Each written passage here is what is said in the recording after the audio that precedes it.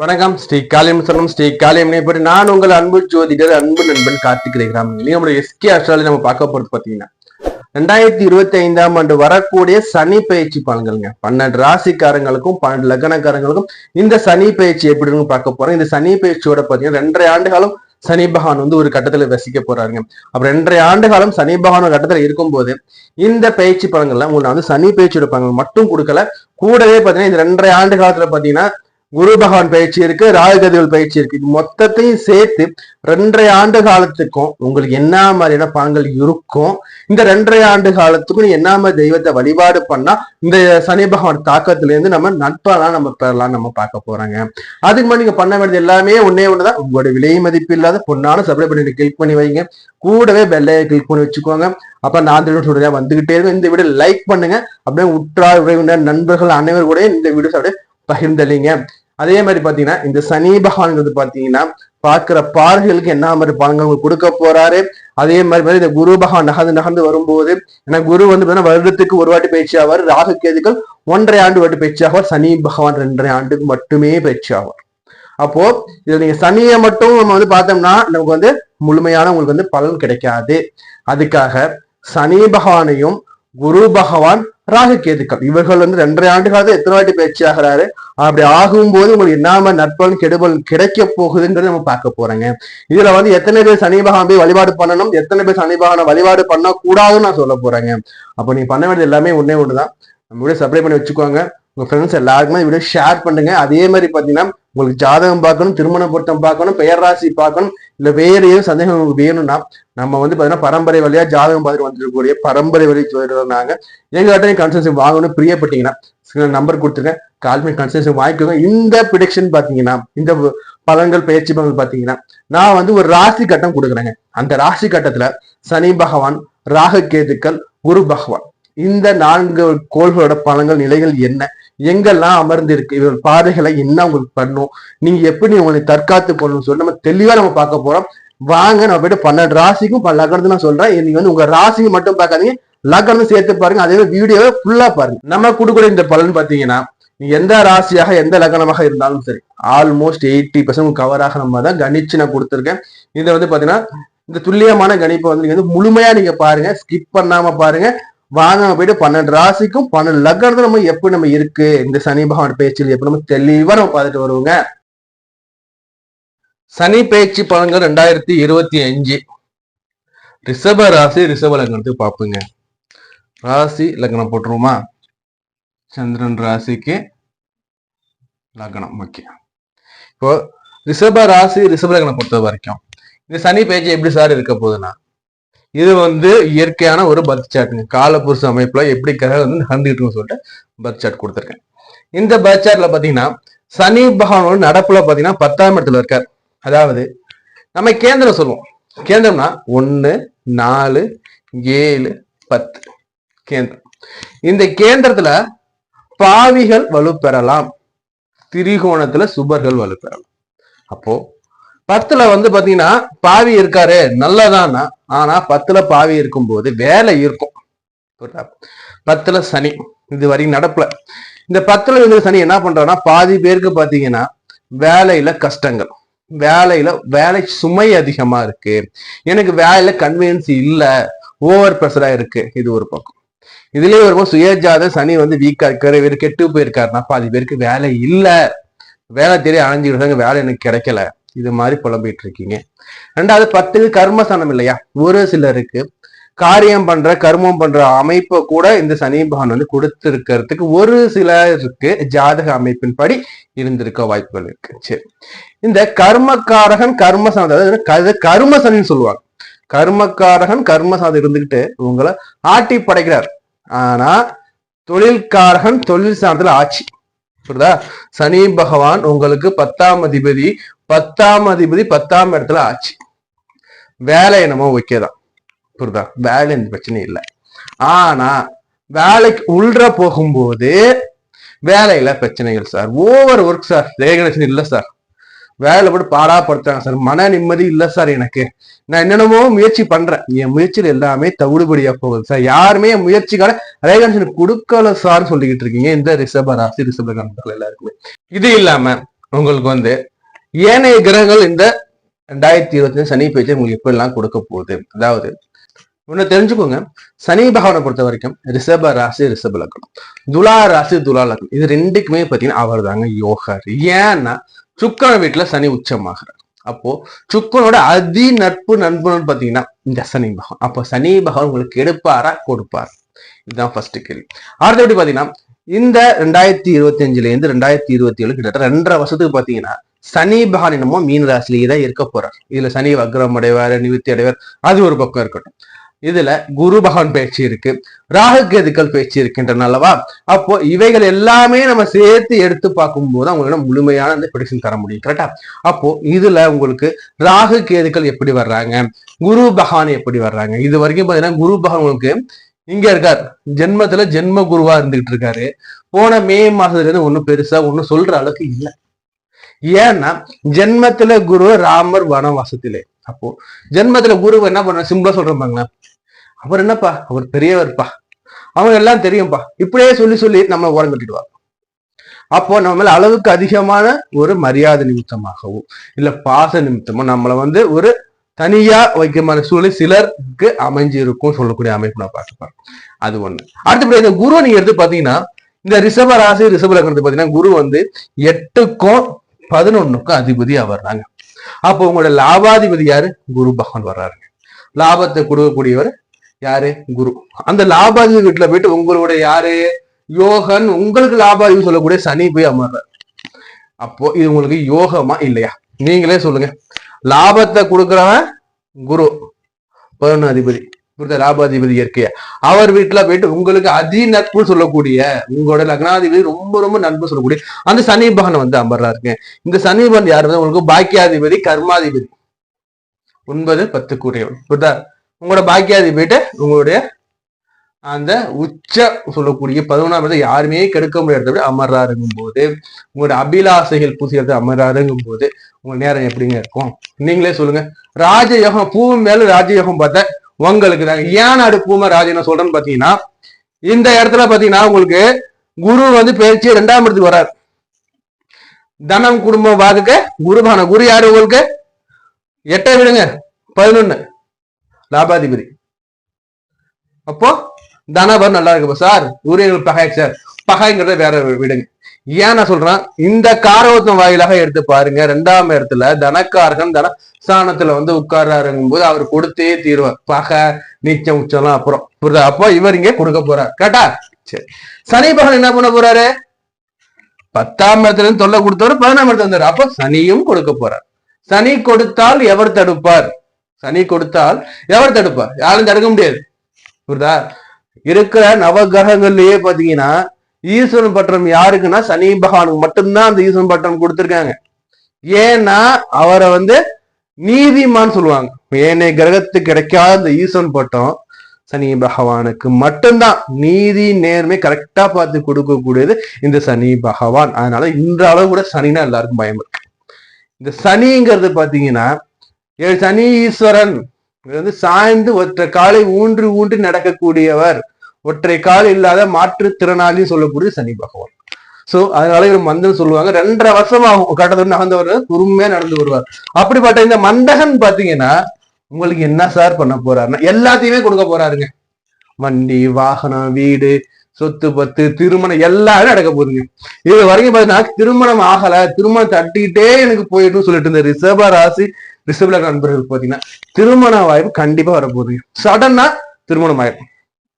எப்படின்னு தெரியல சார், நானும் எங்கெங்கோ தேடி பார்த்தேன் கிடையாது, டக்குன்னு வரணும் சார், நாங்க பேச போனா ஓகே நாங்க கல்யாணம் முடியும் சார். அது மாதிரி சொல்லக்கூடிய அமைப்பு. திருமணத்தை எவ்வளவுதான் தடைகள் இருந்தாலும் திருமண தடை போக்கப்படுது. ஏன் நான் சொல்றேன், இந்த காலத்துல ஏனைய கிரக பேச்சுகள் வரும்போது உங்க சுக்கரன் வந்து சனியோட சேருவார்.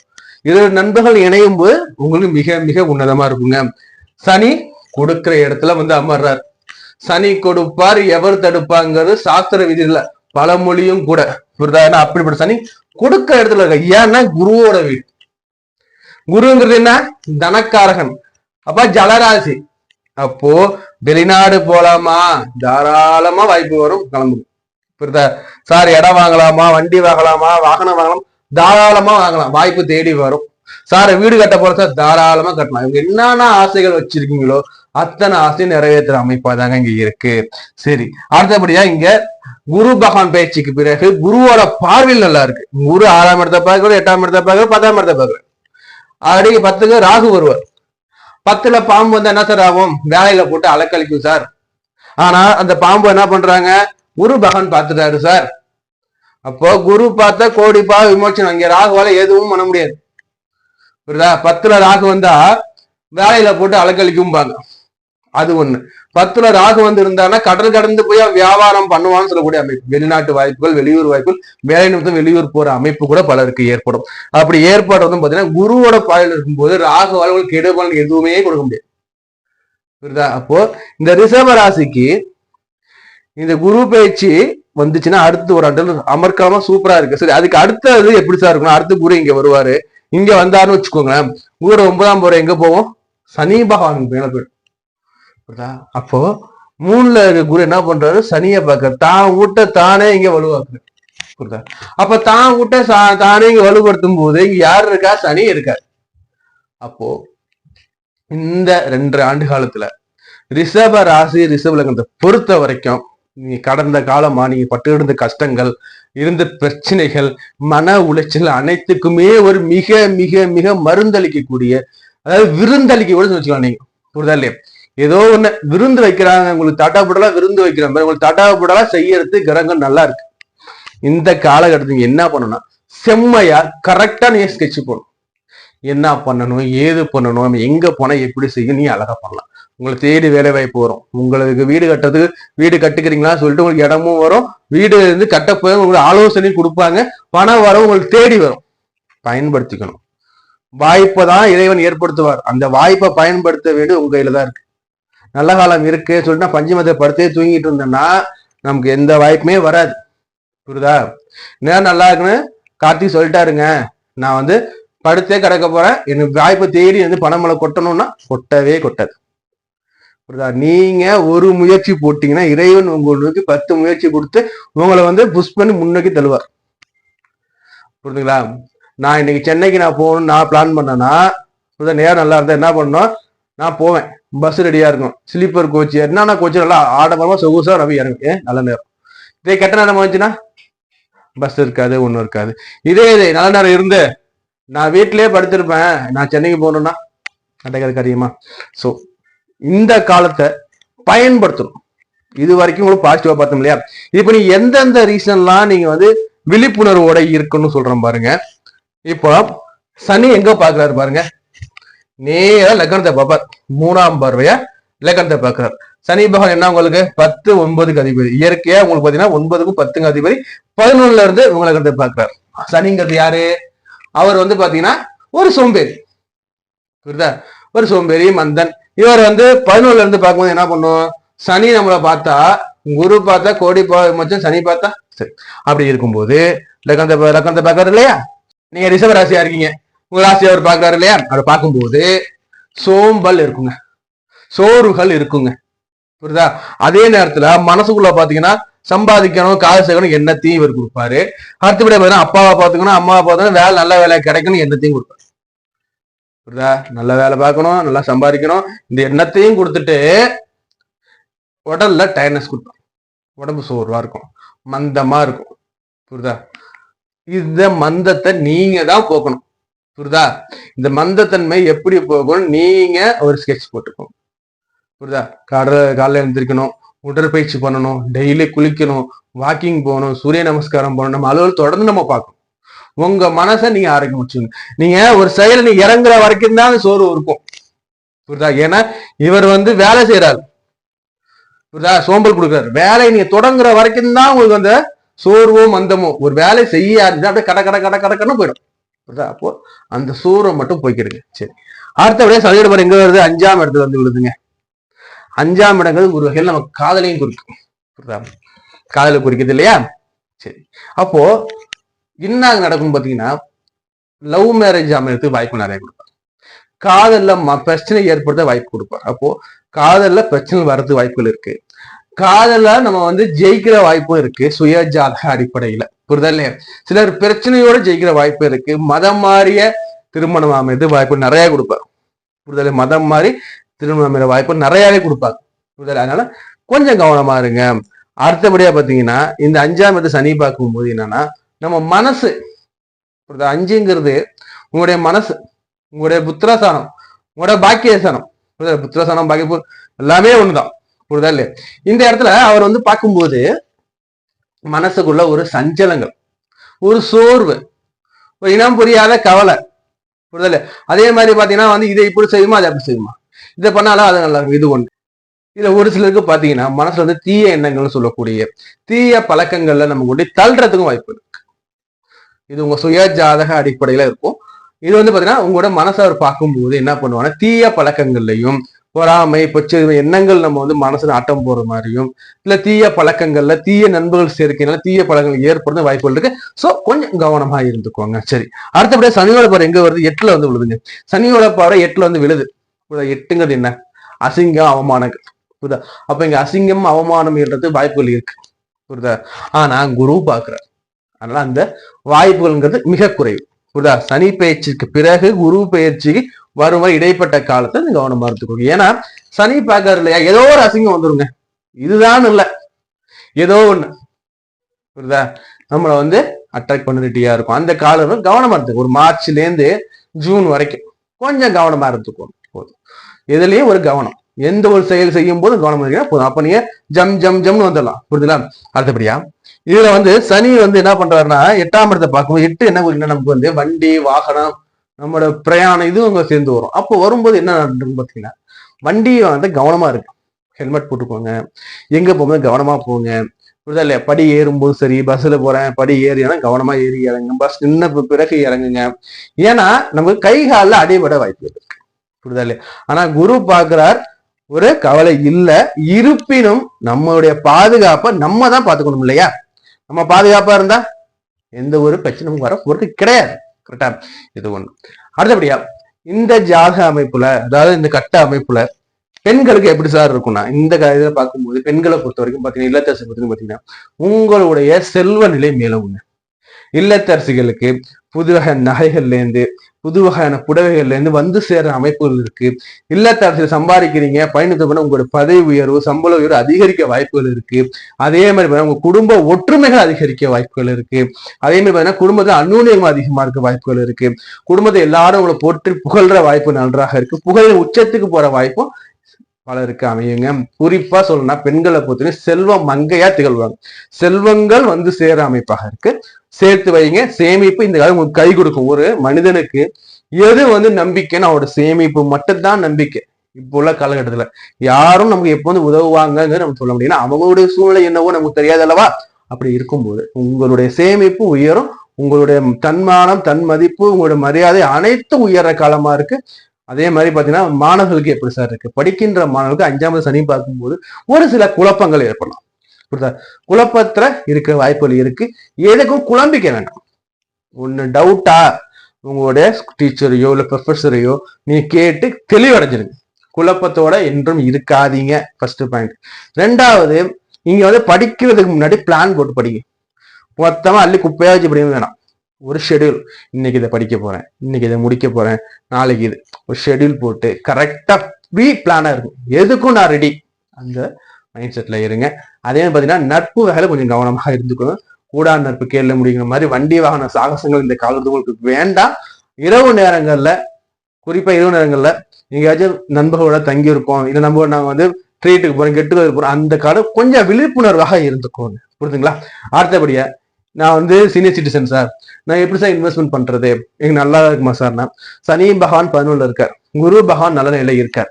இன்வெஸ்ட்மெண்ட் நீங்க பண்ணலாம், எந்த ஒரு தவறும் இல்லை. ஆனா இன்வெஸ்ட்மெண்ட் பண்றதுக்கு முன்னாடி அதை வந்து கரெக்டா பண்றோமா, இது பண்ணா ரிட்டர்ன்ஸ் வருமா வராது கன்ஃபர்மேஷன் பண்ணிக்கிட்டு, உறுதி பண்ணிக்கிட்டு அதுக்கு பிறகு நீங்க இன்வெஸ்ட்மெண்ட் பண்ணுங்க.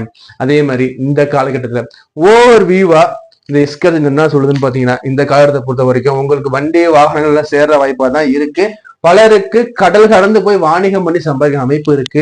திருமணத்துல வந்து பிரச்சனை இருந்தவங்க எல்லாருக்குமே திருமண தடைகள் நீங்கி திருமணம் பெற வாய்ப்புகள் இருக்கு. வேலையில இருந்த பிரச்சனைகள் நீங்கி புதிய வேலை சிலருக்கு கிடைக்கிற வாய்ப்புகள் இருக்கு. பலருக்கு இருக்கிற வேலையில வந்து ப்ரொமோஷன் கிடைக்கிறது வாய்ப்பு நிறைய இருக்கு. அதே மாதிரி வண்டி வாகனம் எல்லாம் சேரும் போதும் நீங்க கொஞ்சம் கவனமாக இருந்துக்கோங்க.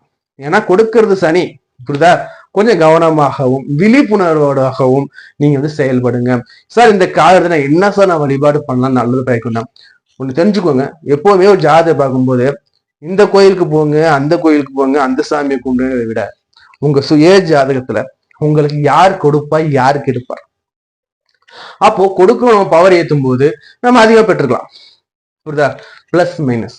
இப்போ உங்களுக்கு யாரு உங்களுக்கு வந்து வேணும்னு பாத்தீங்கன்னா, இந்த காலகட்டத்துல குரு, நவகிரக குரு, குரு பேச்சுக்கு பிறகு நவகிரக குரு வழிபாடு பண்ணு. மே மாதத்துக்கு குரு பேச்சு வந்த பிறகு குரு வழிபாடு, இந்த சனி பகவான் வந்து இருக்கிற வரைக்கும் 2.5 ஆண்டு காலத்துக்கு குரு வழிபாடு ரொம்ப ரொம்ப ரொம்ப நல்லதுங்க. எங்க சார் நான் போய் வழிபாடு தொடங்கணும்னா, கும்பகோணத்துக்கு அடுத்திருக்க ஆலங்குடி போங்க. அங்க போயிட்டு குரு வழிபாடு தொடங்கும். முதல்ல வழிபாடு அங்கேயிருந்து ஆரம்பிச்சுட்டு நீங்க வாரம் குரு வழிபாடு பண்ணிக்குவாங்க. அடுத்தபடியா சனி பகவானுக்கு வழிபாடு பண்ணணுங்க. இந்த சனி பகவானை எப்படி சார் வழிபாடு பண்றதுன்னா, திருநள்ளாறு போங்க. திருநள்ளாறு போயிட்டு சனி பகவானுக்கு உங்களால முடிஞ்ச ஒரு பாலாபிஷேகம் பண்ணலாம். எது வேணாலும் பண்ணிக்கோ. திருநள்ளாறு போயிட்டு சனியை நேரா நின்று வணங்காதீங்க, மறைஞ்சின சனி வழிபாடு பண்ணுங்க. உங்க பேராசிரியர் சொல்ல நீங்க வந்து இங்க வந்து ஒரு அபிஷேகம் பண்ணிட்டு நல்லது பயக்கணும். உங்களுக்கு திருநள்ளாறு போயிட்டு, நான் எல்லாரும் வந்து சனி பண்ண மாட்டேன், சனியை போய் கும்பிடுங்கன்னு. ஆனா உங்களுக்கு வந்து இந்த சனி பேச்சை கொடுக்க சனி வந்து அமர்றாரு இல்லையா? சோ இந்த சனி பகவானை பவர் ஏத்துங்க, இந்த குரு பகவானுக்கு பவர் ஏத்து. புரியுதா? தனக்காரகன் தனத்தை அருளட்டும், சகலத்தையும் கொடுக்கக்கூடிய சனி பகவான் சகலத்தையும் கொடுக்கும். புரியுதா?